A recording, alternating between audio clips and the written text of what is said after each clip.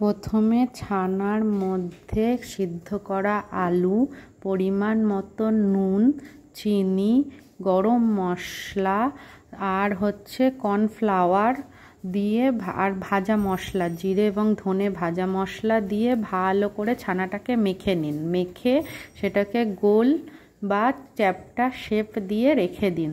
রেখে অপর একটা কড়াই গরম করে একটু সাদা তেল তার মধ্যে দিয়ে গরম করে ছানাটাকে এপিট ওপিট করে ভালো করে ভেজে তুলে রাখুন।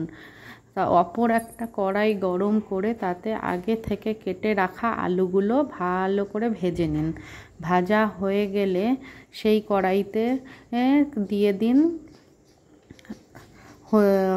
গোটা জিরে, তেজপাতা এবং শুকনো লঙ্কা ফোড়ন। ফোড়নটা ভাজা হয়ে গেলে তার মধ্যে দিয়ে দিন আগে থেকে পেস্ট করে রাখা আদা, কাঁচা লঙ্কা, গোলমরিচ, কাজু বাদাম এবং টমেটো। এইগুলো আগে থেকে পেস্ট করে রাখা পেস্টটা কড়াইয়ে দিয়ে দিন। তার মধ্যে দিন একটু শুকনো লঙ্কার গুঁড়ো, একটুখানি জিরের গুঁড়ো, একটু ধনের গুঁড়ো, পরিমাণ মতো নুন এবং চিনি। ভালো করে দিয়ে মশলাটা ভালো করে কষিয়ে নিন। কষানো হয়ে গেলে তার মধ্যে আগে থেকে ভেজে তুলে রাখা আলুগুলো দিয়ে দিন। দিয়ে 2 মিনিট নাড়িয়ে তাতে একটু উষ্ণ গরম জল ঢেলে দিন। ঢেলে কড়াইটা ঢাকা দিন। দেখার কিছুক্ষণ পর ঢাকা তুলে দেখে নিন আলুগুলো যদি সিদ্ধ হয়ে যায় তাতে দিয়ে দিন একটু গরম মশলা।